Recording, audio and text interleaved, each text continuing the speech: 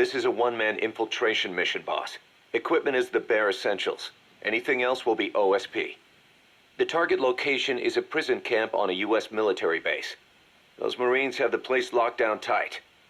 Your only backup will be one extraction chopper. We can't send anything else. You won't need to.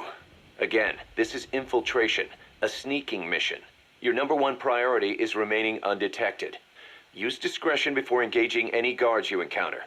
Be mindful of their sensory perceptions: sight, sound, smell, and pain. Fortunately, these atmospheric conditions will continue until dawn. That should provide you with some cover. At least the weather's on my side. Your mission objective is to rescue Chico and Paz. According to Chico, they're both being held at an old prison facility. Recon from the intel unit supports this, so it's safe to assume that's where they are. Once you've gotten them to the RV, call in the extraction chopper. I'll monitor the situation and offer guidance from here, but you'll be the one in the field. How you handle this mission is entirely up to you, boss. Snake, yesterday we received official communication from the IAEA. It says, "It has come to our attention that your organization recently purchased nuclear fuel from Uzbekistan authorities. We request permission to inspect your facilities." What a load of bullshit. Yeah, they're after Metal Gear Zeke's nuclear warhead. I'm betting this is payback from Cypher after Paz's leak. Using the UN. There's no telling how much influence they have. But the IAEA can only do inspections in countries that are party to the NPT. And we're not a country. Exactly. We haven't signed a safeguards agreement with the IAEA over peaceful nuclear use, and we're not obligated to report any nuclear material we have, nor information about any nuclear facilities. The IAEA has no authority to inspect us. But despite all that... That nuke's our last line of defense. We don't want to announce we have it until the world is preparing to wipe us off the map. Until then, we let everyone think we're just a private army with conventional firepower. What's Huey's take? That the problem's how to hide the nuke in Metal Gear. But I gotta tell you, he was all for it. I see. But there's no way we can have the IAEA poking around here. So what do? Ignore them? Send them an official letter of refusal. Say that we're a private organization and we've done nothing to attract this suspicion. You got it. We finished Zeke's waterproofing reinforcement yesterday. The day after tomorrow, we'll be done installing the main depth control tank, the compressed air tank, and the attitude control propeller pod. Huey. If the underwater test goes well, next week we'll try the 300-foot seabed depth. Drop the act, Huey. How did we end up agreeing to the nuclear inspection? Because after you sent that letter, I told them. After careful reconsideration, we agree to your request. And frankly, we should be inspected. This is our chance. If they come and go without discovering the nuke, we can tell the world we're clean. Of course, it's risky, and we'll have to make sure everything's perfect, but it'll be worth it. Huey, can they do an inspection without going through the Board of Governors? We contacted the IAEA's admin branch, and they said there's no record of us being brought up at any of the board's meetings. I'd say probably a preliminary inspection to determine whether we should be referred to the board. So it's bound to be a small inspection team, and they won't be here that long. Don't worry, leave everything to me. Has the media gotten wind of this?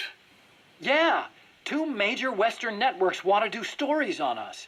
I planned on saying yes. What? You want to broadcast this place to the world? That's why I agreed to the inspection. This is a golden opportunity. We can use the media to prove to the world we don't have a nuke. Besides, even if we said no, it would just be delaying the inevitable. Kaz, our hands are tied now. Start getting the place ready. Thanks, boss. Don't get the wrong idea. You've set it up so that any more changes of heart will arouse suspicion, that's all. Zeke stays, but we'll have to move all other AFVs to shore. Any potential troublemakers can go with them for some mandatory R&R. Sound good, boss? Just do it. About the inspection, what do we tell the men? The truth. What else? The one thing we don't need to worry about is anyone here spilling the beans about Zeke. Good point. What about the Sandinistas? There's still quite a few of them left on the base. I hate to say it, but it won't look good having Soviet bloc personnel here. The problem is, moving a group that size in a hurry would look even worse. At least Amanda's on assignment in Cuba.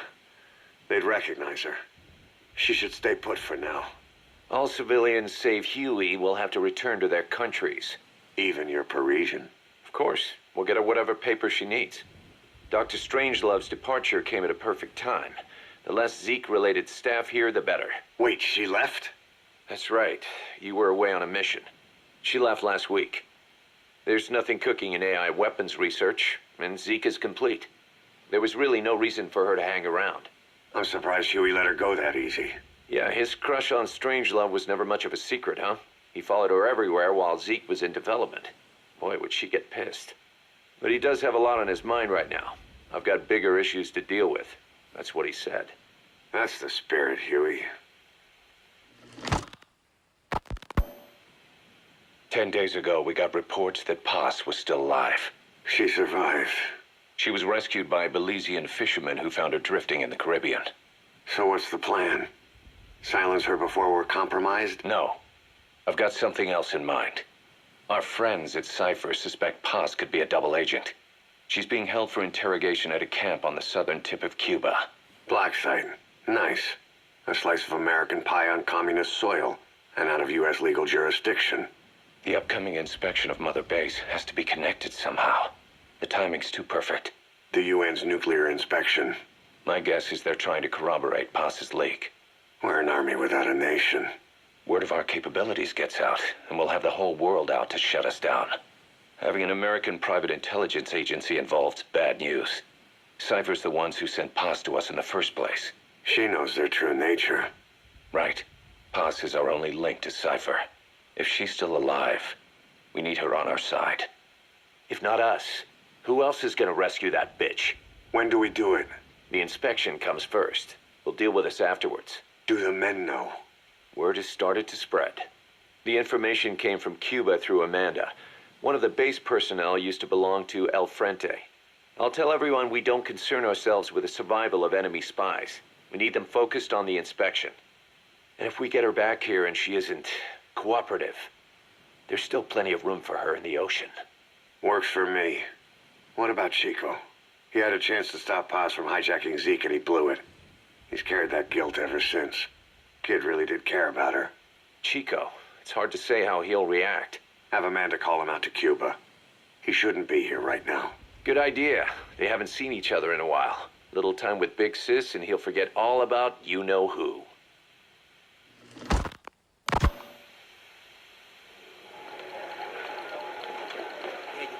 What?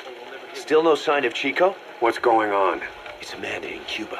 Our resupply package arrived, but Chico wasn't with it. Relax, Amanda. I'm sure he's just exploring Havana or something. First time in the big city. Could have gotten carried away. Cos, wait. The boat Chico was on, did it stop anywhere before it got to Havana? Yeah, it had to refuel at Santiago de Cuba. You don't think... Oh, shit. You gotta be kidding me. He does this now? It's 60 miles from Santiago to the prison camp. Chico used to cross the mountains with the older Sandinistas like it was nothing. He'll make that in 3 days. Still, even if he does find his way there... You know how reckless he can be. Chico thinks we've abandoned Paz. That's why he's doing this. We'll start by having the intel detachment in Cuba look for him. We can't let him be captured. There's some cages to the east of a big building. East an old grassy facility. That's where we are. Help me, Snake. It's a setup. We have no choice. Yeah, if Chico talks, he could blow the nuke cover up. We can't hold off until the inspection's over. When can we be ready? It'll take at least 16 hours to confirm the flight path and prep a bird. The intel unit has started reconning the area. Sounds like I'll have to miss the inspection. Boss, we'll just have to send someone else to get them out. No. I'll go. Yeah, Chico and Paz would only take orders from you anyway. And we can't go taking on those Marines at the base head on. It's gotta be off the radar, and it's gotta be you. Hold down the fort, Cos. Snake, You can forget about civil liberties where you're headed. God only knows what they'd do to you if you got caught. Do not let that happen.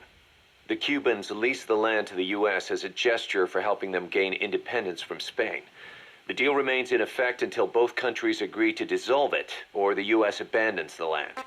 That's why America still operates the base even after La Revolucion. Problem is, it's leased land. Meaning it isn't American soil, so the U.S. Constitution doesn't apply there. That allows them to withhold its civil rights protections. Yeah, that's Uncle Sam's excuse. The area was originally only for detaining refugees from countries like Cuba and Haiti. But a few years ago, the CIA and its like started using it as a black site. Enemies of the state are renditioned there and subjected to extreme forms of interrogation. You can bet Cypher had a hand in that. As you'd expect, American and other Western human rights organizations aren't allowed anywhere near the place. What happens there disappears down the memory hole. Who knows what they're doing to Chico and Paz? I'd like to interrogate her ourselves. But if worst comes to worst, make sure she's dead. Chico, on the other hand, we have to bring back. Fast. He knows too much about us. Cos? The area is surrounded by mines placed by both the U.S. and Cuba, making escape on foot impossible. You're heading into the lion's den, Snake. Don't take this one lightly. Come back in one piece. Yeah.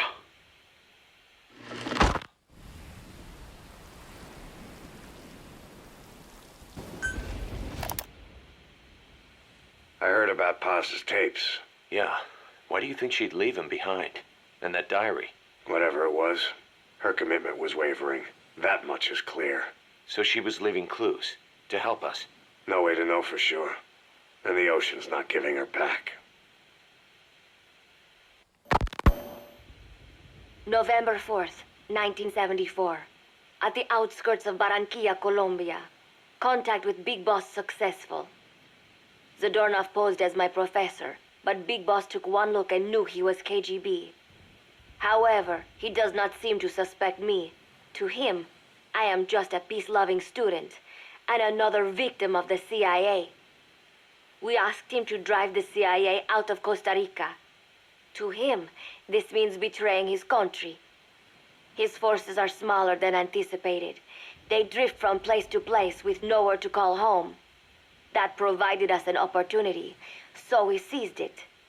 Zadornov offered them a plant off the Costa Rican coast to use as a base. As expected, Miller jumped at the chance. Although initially reluctant, Big Boss came around when Zadornov played him the tape. All because the voice on it sounded like his mentor, the boss. Naked Snake, the man who once saved the world from the brink of nuclear war. Awarded the title of Big Boss for his service. He later became a mercenary, abandoning both his title and his country. To him, that honor was steeped in the blood of the boss, the mentor he was forced to eliminate. Exceptionally charismatic, he possesses unparalleled combat and intelligence-gathering abilities. His only discernible weakness is her. This operation hinges on how effectively we can exploit that. Kazuhira Miller is Big Boss's lieutenant. Half Japanese, half American. He once served in Japan's self-defense force. Though he and Snake first met as enemies, they discovered a common bond and together built their private army, with Miller directing business and administrative affairs. He comes off as shallow, but his true intent is hard to read. I must be careful. All that is clear is his infatuation with Big Boss. With East and West fighting over its control, Central America is now the most contested region on Earth. CIA Central American Station Chief Coldman has developed Peace Walker, a fully AI-automated, fail-deadly nuclear launch system with which he aims to reignite the Cold War. Snake's new objective in Costa Rica is to prevent that. Zadornov's, or should I say, the KGB's plan is to play the two sides against each other, turning the entire region red. Not one of the three parties realize they're all just pawns in Cypher's hands. Cypher watches all. Mother Base has developed rapidly since being established in the Caribbean Sea.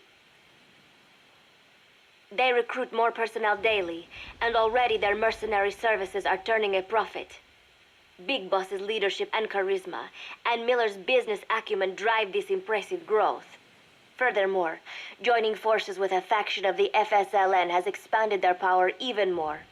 They have even commenced their own weapons development program. All is proceeding according to Cypher's will. I could not be more pleased. Snake's pursuit of Peace Walker led him to an AI modeled after the boss's thought patterns. It was incomplete, but, somewhat ironically, making contact with Snake was the necessary finishing touch. Meanwhile, the scientist behind Peace Walker's locomotive control, Huey, defected to Snake's army. His presence has greatly accelerated weapons development at Mother Base. I failed to anticipate Coldman's madness, but nuclear war was averted. However, this was only after the boss AI on board Peace Walker sank itself to the bottom of the lake in what could be likened to suicide. The boss laid down her gun, choosing to sing for peace instead, and Snake, himself a gun, parted ways with her. In doing so, he reclaimed the title he once abandoned. He is Big Boss. Zadornov has been detained. Since this leaves my cover identity without a guardian, the Mother Base staff has taken me in. I am now better placed than ever to monitor their internal affairs. Everything continues to unfold according to plan. The developer of the boss AI, Dr. Strangelove, has also come to Mother Base. With her and Huey's expertise, they can now develop a weapon capable of matching Peace Walker. Development on the bipedal weapon is now complete. They call it Metal Gear Zeke. It stands there like some sort of mystical guardian. The soldiers gaze on it with pride and reverence. Big Boss has elected to arm it with a nuclear weapon. As an army without a nation, they seem to feel the need for a deterrent against whatever the world might pit against them. It is a dangerous gambit. Why do such a thing? Their nuclear strategy differs from the Americans and the Soviet Union. The superpowers deter attack by revealing their nuclear arsenals to one another. Snake and his men know that if they were to go public with this, the whole world would unite against them. Business would dry up overnight. So they do not plan on revealing the nuke until necessary. This ace-in-the-hole approach is their idea of a nuclear strategy. Wielding a deterrent, all the while unable to reveal its existence. I wonder if Snake sees how vulnerable this makes them. Yes. Hijack Zeke? Yes, I did indicate that to be our leverage. But I cannot imagine his agreeing to that now. But did you not raise them to safeguard your governance without borders? No. I have not forgotten. Cypher watches all. Yes, things are proceeding, but modifying Zeke has not proven easy. I am using Zadornov to buy some time. No, I have not forgotten what you said. However, well, forgive me for asking, but this is you I am speaking to, isn't it, Cypher?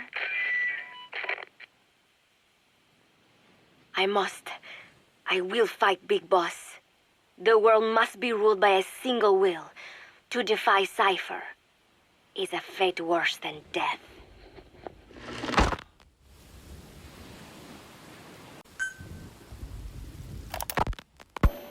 As of today, I will be living here at Mother Base. Now my real trial begins. Zadornov was paying my room, board, and tuition, but he has since been captured. I told the man that with no more money from the KGB, I could no longer afford school. He bought my story, and when I said I would be willing to work, he took pity on me and let me stay. For some reason, Miller really pled my case. That was helpful. But the man is still a fool. His men are no better. They think their training makes them strong. But that kind of strength is nothing in the face of true power. And better yet, they wait on me hand and foot, believing I am just a schoolgirl. Looks like I won't be working too hard after all. Just today, while scouting out the living quarters, I saw a group of them in the corner of the deck making a fuss. Going over for a look, I saw they were feeding a kitten. A bunch of grown hard men, and they're the ones acting like schoolgirls. Look, isn't he cute? What is wrong with them? Disgusted, I just nodded and smiled. I must stay in character after all. I indulged their chit-chat for a few moments. Then one of them asked me to give the thing a name. They had just taken it from its mother. I named it Nuke. I improvised some nonsense about how our compassion for living things can help prevent wars. The men gave me a little fish. I held it out in my palm, and the kitten happily ate it up. What a pathetic, feeble creature. It sickens me. Today, Chico invited me to go fishing with the soldiers. I suppose finding one's own food does have its merit, but I prefer not to be involved in such a degrading task. And their prattling on about fishing being fun is nonsense. I'm not here to find playmates. Nevertheless, distasteful as it was, I went along in order to maintain my cover.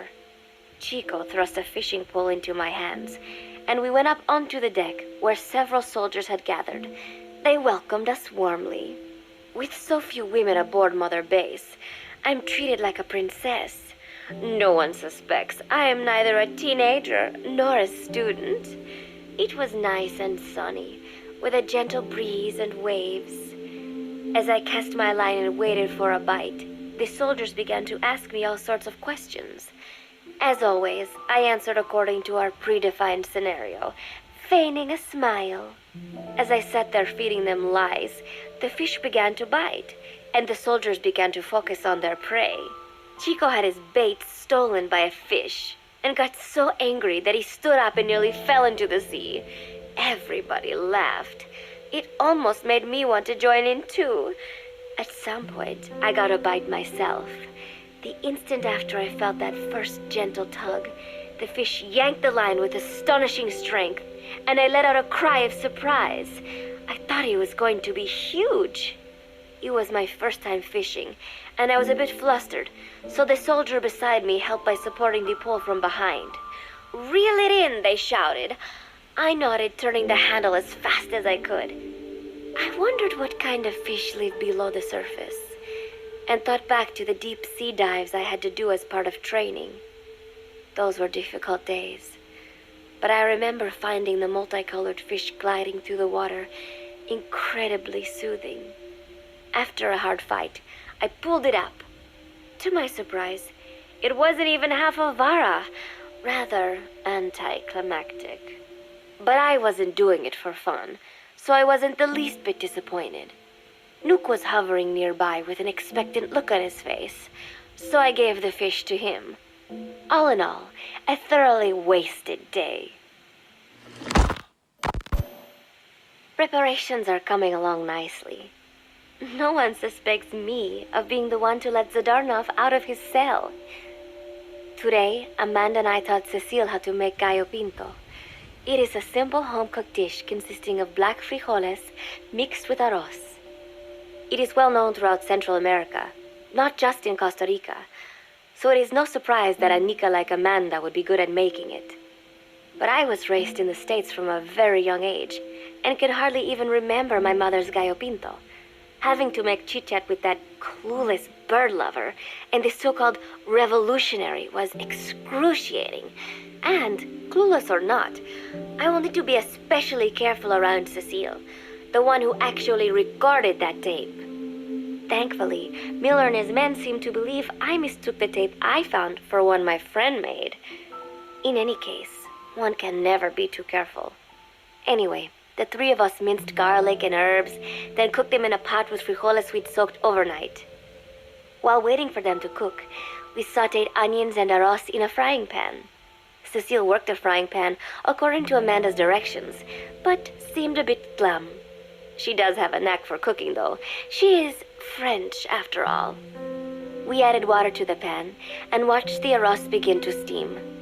While we waited, Amanda shared memories of her mother with us. They had been separated because of Simosa, but the taste of her mother's cooking was still fresh in her mind. When the frijoles were ready, we drained the water, stir-frying them with the rest of the vegetables. Quite a complicated process for home cooking. Nonetheless, it kept them occupied. The longer we sat and talked, the greater the chance of my arousing their suspicions. With women, it is not enough to just bat your eyelashes and giggle. It takes a lot of effort to divert attention. When the arroz was done cooking, we folded it into the frijoles and added salsa, stirring the mixture as it simmered. At this point, for some reason, the conversation turned to romance. Why does it have to be that way whenever women get together and chat? Cecile fancies herself to be well-versed in such matters, and gave Amanda all sorts of advice. It was harmless enough, until, to my irritation, she began pestering me whether there was anybody I liked. Not right now, I said, trying to dodge the question. But she pressed on. It's Snake, isn't it? I gritted my teeth and played it coy. Maybe. Cecile nodded and giggled. He is pretty sexy, isn't he? What a ditz! It's all I can manage to just survive. The thought of romance has never once crossed my mind. I have no interest in that kind of man. Soon enough, a rich aroma began to fill the room. The gallo pinto was ready. New came over and rubbed up against our legs, looking for a handout. Unfortunately, it was not the kind of food a cat would like. We let a few of the soldiers have a bite, and then headed off to the mess hall. The home-cooked flavor we'd achieved was a big hit with the men of MSF. Not that we are trying to impress them or anything. Even I could manage a dish like that. Snake enjoyed it too. Let me make this absolutely clear. I have no interest in that man. Football, or soccer as it is known in the States, is extremely popular here. It has not caught on yet in the US, but it has legions of rabid fans all across Latin America. These fans can get so rowdy that it is commonly believed El Salvador and Honduras went to war in 1969 over scuffles in a soccer match. In reality, tensions between the two countries were already high. The match was merely one of the sparks that set them off. But these people are so passionate about this sport that the story seems plausible. Predictably, many of the soldiers here are fans. They have apparently divided themselves into Costa Rican and Nicaraguan teams and started playing each other. To play, you need a ball and 2 goals. The R&D team built and set up simple goals on the deck. I had absolutely no interest, but Chico insisted that I come and watch. It was not a proper match by any means. The pitch was not even regulation size. But the players and spectators alike got pretty excited. They banged empty cans and shouted cheers through the handmade megaphones. It almost felt like carnival. Huey, the referee, blew a whistle to start the match. The soldiers' training has left them in excellent physical shape, but they lacked the honed skills of professionals and their play was quite rough. Midway through, one of the men collided with another. They started shouting at one another, but Huey stepped in. I thought we had forsaken our countries, become one with the earth, he said, quoting Snake. We are not competing for national pride here, and we are not fighting for the good of any one country.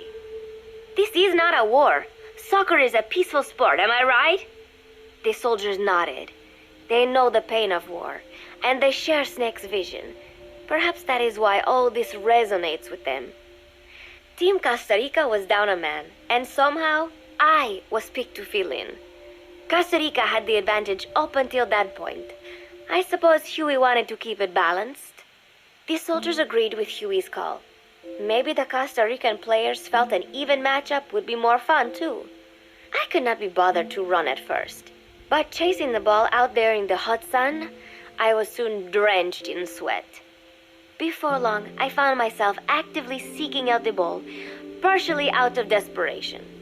I picked up a loose ball deep on the opponent's side of the field. Even though he's Nicaraguan, Chico cheered me on, yelling, "Go for it, shoot!" I launched the ball as hard as I could, only to have it blocked by the keeper. Disappointment only increased my determination. In the end, I didn't score a single goal, and Costa Rica gave up its lead. It was really close, though. We congratulated each other on a good match and sprawled out in the shade on the deck, exhausted. The ocean breeze felt so nice on my sun-soaked body. Nuke came over. It is one of his favorite spots, and stretched out next to me. And together, we watched fluffy white clouds drift lazily across the clear blue sky. It was lovely out today, so I decided to sun myself in a lounge chair up on the deck when Strangelove came up to me. Despite the heat, she was in her usual long sleeves and pants. I waved at her. She looked away and mumbled, "Hello there. Fancy meeting you here." I asked if she needed anything, feeling her eyes creeping up and down my body like she was savoring it. Finally, she swallowed and said, "You have such beautiful skin." Bewildered, I shook my head and said, "No, not at all.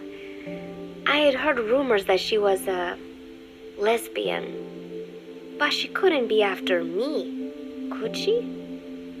She continued to stare and said, "No, it is beautiful, but you must not let yourself get so tanned." And then she took my hand in hers. "What is wrong with a little sun?" I asked, trying to cut the conversation short. But she shook her head violently. "No, you mustn't. A young lady should take better care of her skin." She was acting strangely now, as if aroused. She lectured me on the perils of tanning, how it ages skin, causing wrinkles and spots, and in the worst cases, even skin cancer. I knew already that tanning could cause spots, but I thought only pale-skinned Anglo-Saxons had to deal with that. Having a scientist tell me it causes aging, though, that spooked me a little. If I am to keep playing the teenager, I will have to start paying more attention to my skin. Sensing my anxiety, she took a small tube from her pocket.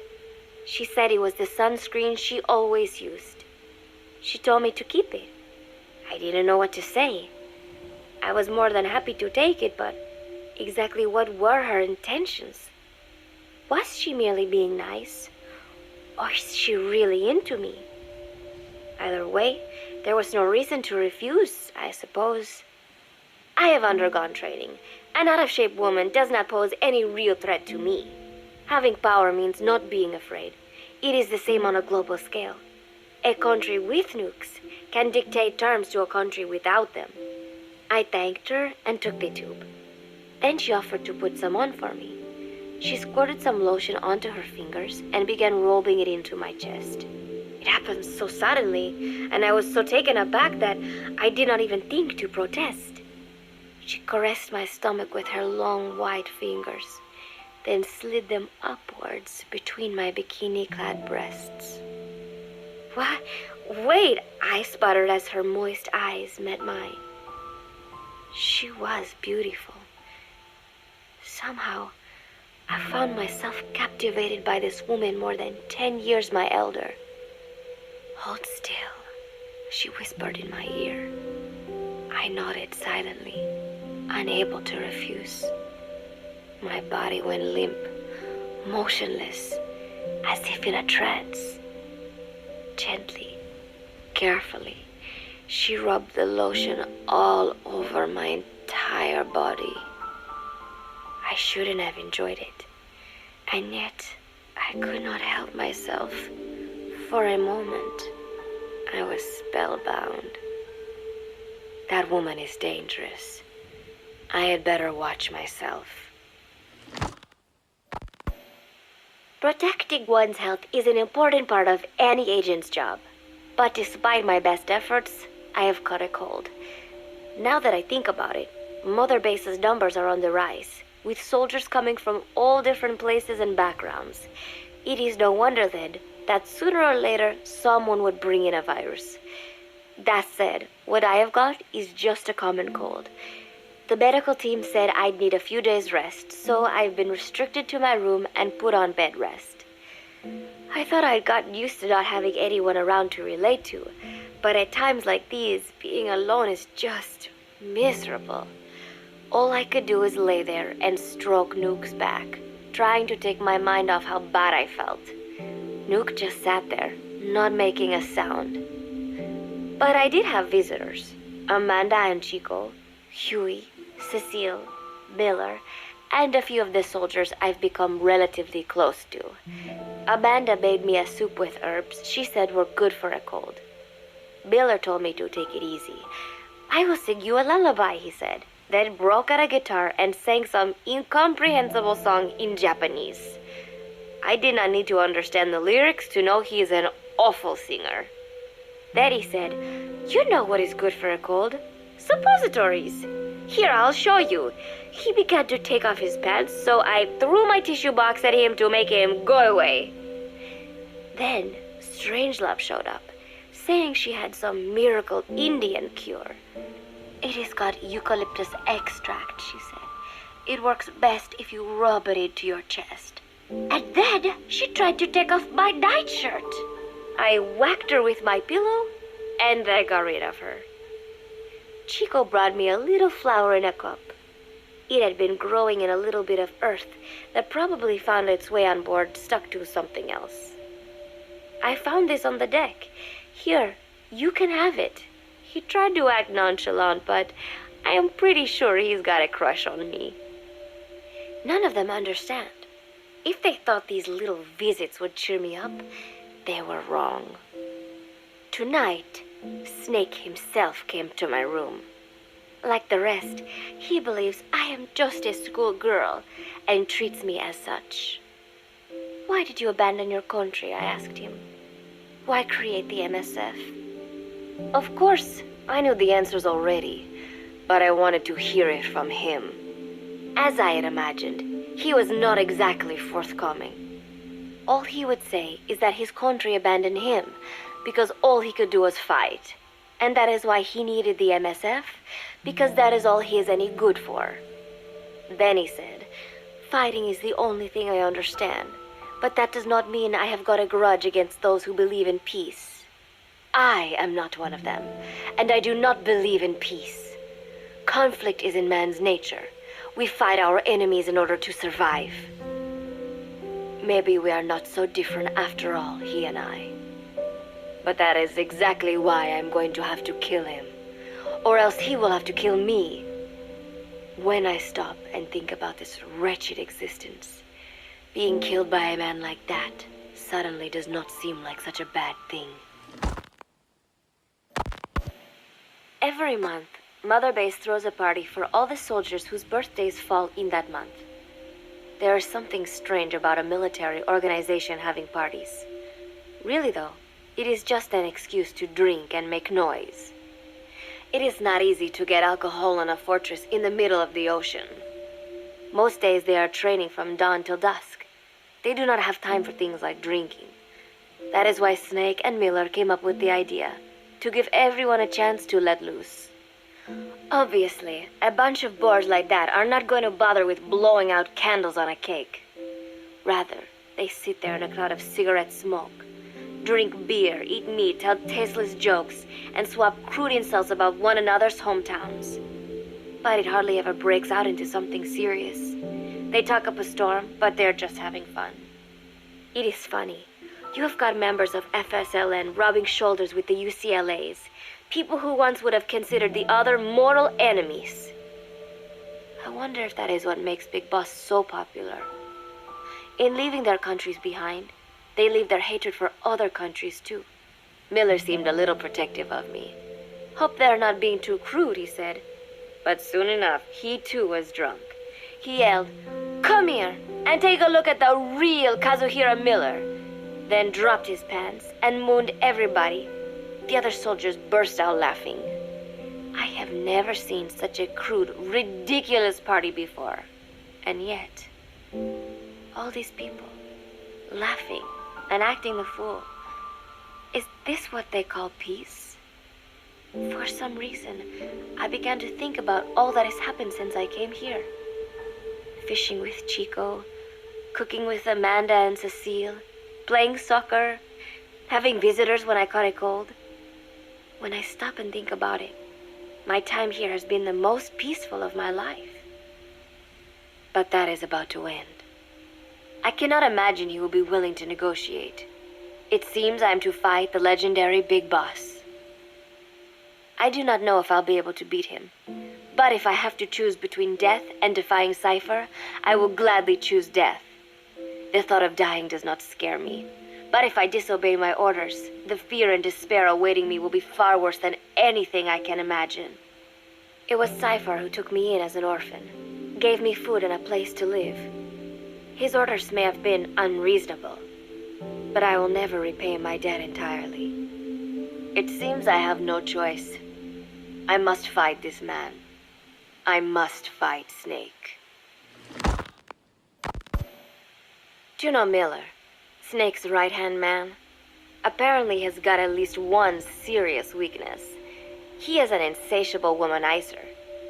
He does not bother me, most likely because he considers teenagers off limits. But he has hit on every single one of the few female soldiers here at Mother Base. They ought to be telling him where to stick it, but end up falling for it so easily. I think some of it stems from the fact that he is actually not that bad looking. Anyway, today, that nasty habit got him in trouble. He and Snake got into one of their rare fights, and I was there to see it. They burst out of the showers, completely naked, trading punches. I am no child. The sight of a naked man does not make me blush, but this was something else. Maybe this'll teach you, Snake yelled as he slammed his fists into Miller's chest. I heard later that apparently he'd been two-timing someone, and that same someone had gone to Snake with her troubles. As I see it, it is her own fault for letting herself be deceived like that. If she is too dumb to see through Miller's lies, then she got what she deserved. But this was not the first time it had happened, or the second, and Snake read Miller the riot act.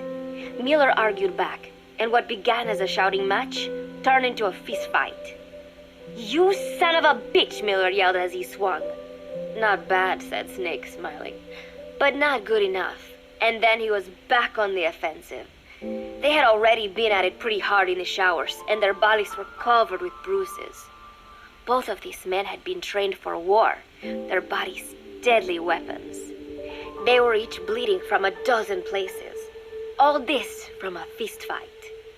Even so, it was far less gruesome than if they had given it their all.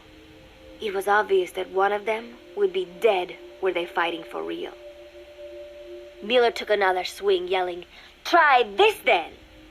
Snake parried, then responded in kind, but I could tell he was not aiming for anything vital. "You are one tough bastard, boss," Miller muttered. A smile crept across his face as he caught his breath. And then they went right on fighting. Blood and sweat flew off their glistening bodies. It was combat without hatred or hostile intent. I had never seen violence like this before. And yet, it was more than just a friendly tussle. They were utilizing every technique they knew. It was not a sporting match. They were not playing by the rules. How could they keep this up? At last, the two men tired themselves out, and the bizarre scene came to an end. They looked at each other's battered bodies, and then burst out laughing, embracing and congratulating each other on a good fight. It all seemed so idiotic. I still cannot fathom such behavior. But somehow, I got the sense that for all his womanizing, Miller really only trusted one person, and that was Snake. There was no way I could ever come between the two of them. And at that thought, I began to feel as if I had lost. All of Mother Base is preparing for a festival. Since Snake and his soldiers spend so much time fighting, they are setting aside one day a year for peace and relaxation. I do not know all the details, but apparently that is what Snake and Miller decided. These soldiers love the idea, of course. There is so little fun to be had here that everybody looks forward to events like these. That is all well and good, but somehow I got roped into getting on stage. Come on, we even both have peace in our name, said Miller. And Zadarnov, that old Ruski's name, has something to do with peace too, right? Hey, as long as we're having a day of peace, we ought to get an act together. The Three-Piece Band. I thought he was joking. He then proceeded to share his idea without bothering to check with me. And now, I am slated to sing. Apparently, he had heard me on the deck one day, and since then he's wanted to form a band. Everybody's looking forward to it, so there is no way for me to back out now. I have never done anything like this, but it does feel kind of nice to know that people are looking forward to it. I mean, it cannot be any worse than Miller's singing, but modifications to Zeke are already finalized, and I must complete my mission. Betray Cypher now, and I will face a fate far worse than death. Still, there's no need to put things in motion just yet. What difference would it make to just wait a little while longer? A whole day of peace. The mission can wait until after that. Can it not? I know I am only delaying the inevitable. When the day comes, one of us will have to die. Snake or me. But still, if I could just come up with some way to stall Cypher, at least until our day of peace. When did I start having thoughts like this? My cover is blown. They know nothing of Cypher or my true objective, but they know I am a spy. There is no more time left. I must act now. I must complete my mission. How did it come to this? All I wanted was 3 more days. Just 3. Miller's already finished writing the song. It is called Love Deterrent. It is about a girl who cannot express her true feelings. I have been practicing. I am no pro, but I was pretty sure I would do a decent job. And now this. Cypher found out that Zeke was complete. He must have someone inside Mother Base besides me, spinning his tightly wound web of control, leaving no room for individual will. Typical. When they found out Zeke was complete, I was ordered to execute the operation immediately. If I was going to enjoy just 1 day of peace, I had to ensure the plan could not move forward. I tried to sabotage Zeke. I thought by damaging the drive system, they would have no choice but to delay their plans. I waited until midnight, and then snuck into the hangar. There would be trouble if it looked like sabotage. I selected one of the drive system's load-bearing parts and carefully worked to warp its shape. The leg's drive system requires a high degree of precision to operate. Even the smallest deviation would have done it. Then, Chico walked in. Maybe it was one of those nights where he could not sleep. In any case, he saw me, panicked, and took off running. It would have been easy to kill him, but I could not. I know he likes me. It is not as if I would ever have an interest in a child like him, but I could not pull the trigger. Not at him, not in the back. Will he tell them? Or is there a chance he will keep it a secret? Protect me? No. He knows now. Knows I am not who he thought I was. He ran without even questioning what I was doing. There is no chance he does not know. And soon, all I have built here will end. And if Cypher has another agent among them, if he finds out I tried to sabotage Zeke, this place will no longer be my heaven. Then it is settled. I make my move now. Chico walked in before my sabotage was complete, so Zeke should still be operational. It might not run at full speed or power, but I do not have time to fix that. Without Zeke, I do not have a chance in hell of winning. I must act fast before Chico sounds the alarm. I knew it would come to this. I just did not think it would be so soon. It is time, Zeke. Metal Gear Zeke. Activate.